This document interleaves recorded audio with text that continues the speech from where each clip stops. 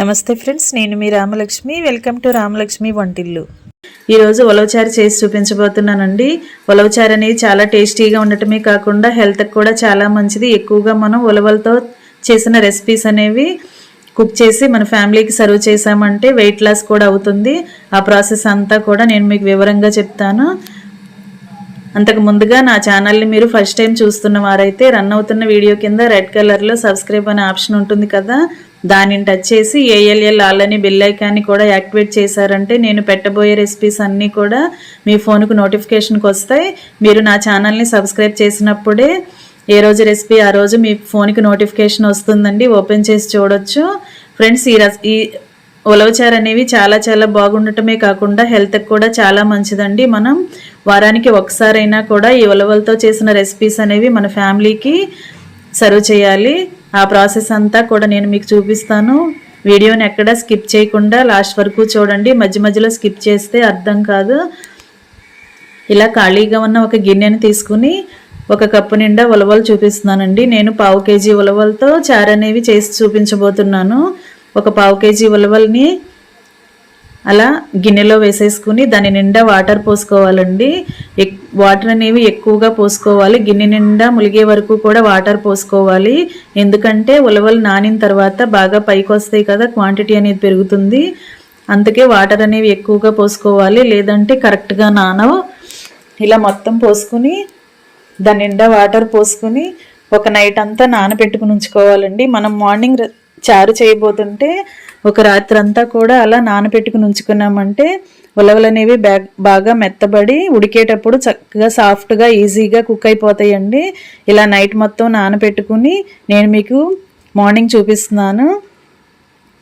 అవన్నీ నాని ఇలా మెత్తగా వచ్చాయండి. మనం ఇలా ఒక గింజని టచ్ చేసి చూస్తే, ప్రెస్ చేసి చూస్తే దానిపైన స్కిన్ అనేది ఈజీగా ఓపెన్ అవుతుంది కదా, బాగా నానినట్టు. ఇప్పుడు మనం ప్రాసెస్ అనేది చేయబోతున్నాం. 1/2 kg ఉలవలు కూడా అలా గిన్నెలో వేసుకుని ఒక 2 లీటర్లైనా వాటర్ పోసుకోవాలండి. బాగా కడుక్కున్న తర్వాత 2 లీటర్లైనా వాటర్ పోసుకోండి. 2 లీటర్లు వాటర్ కూడా మనం ఉడికించుకునేటప్పుడు అవన్నీ కూడా వాటర్తోనే మనం చారు అనేవి చేయబోతున్నాం. ఈ ఉలవలు అనేవి పక్కన పెట్టేసుకుంటాం. ఇలా ఉడికిన తర్వాత నేను మీకు చూపిస్తున్నాను. కుక్కర్లో డైరెక్ట్గా ఉడికించుకోండి. 10 విజిల్స్ అయినా రావాలి. అంతసేపు కూడా ఉడికించుకుని ఆ ఉలవల్ని వడకట్టుకుని చారు అనేది గిన్నెలోకి వచ్చేలా పోసుకోండి. ఈ ఉలవలు అనేవి పక్కన పెట్టేసుకుందామండి. వీటిని తాళింపు వేసుకుని తినొచ్చు, లేదంటే కర్రీలాగా కూడా ప్రిపేర్ చేసుకోవచ్చు. ఓన్లీ మనం వాటర్తోనే చారు అనేవి చేయబోతున్నాం. అవన్నీ వడగట్టుకున్నాం కదా, దీనిలోకి ఒక అరగంట క్రితం నానబెట్టుకుని రసం తీసుకున్న చింతపండు అండి. ఇది చింతపండు రసం 1 కప్పు వేసుకున్నాం కదా, 1/2 టీ స్పూన్ పసుపు వేసుకోవాలి. టేస్ట్కి సరిపడా గల్లు ఉప్పు వేసాను. అలాగే 2 టేబుల్ స్పూన్లు కారం వేసాను. అలాగే 2 పచ్చిమిర్చి చీలికలుగా కట్ చేసుకుని వేసుకున్నాను.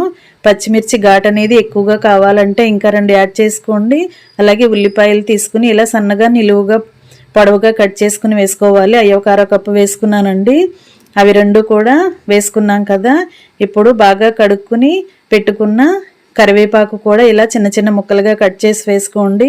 ఇప్పుడు కొత్తిమీరను కూడా బాగా కడుక్కుని ఇసుక అనేది ఏమీ లేకుండా వాష్ చేసుకున్న తర్వాత దానిని కూడా ఇలా చిన్న చిన్న ముక్కలుగా కట్ చేసి వేసుకోండి. కొత్తిమీర ఫ్లేవర్ అనేది బాగా పడుతుందండి. మనం చారు మరుగుతున్నప్పుడే ఈ కొత్తిమీర అనేది వేసుకోవాలి.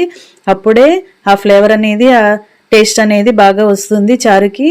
ఈ గిన్నెను పొయ్యి మీద పెట్టుకుని బాగా మరిగించుకుందామండి. మనం 2 లీటర్లు వాటర్ పోసాం కదా, అవన్నీ కూడా బాగా మరిగి 1 లీటర్ వాటర్ వచ్చేలా మరిగించుకుందామండి. అప్పటి వరకు కూడా మరగనివ్వాలి.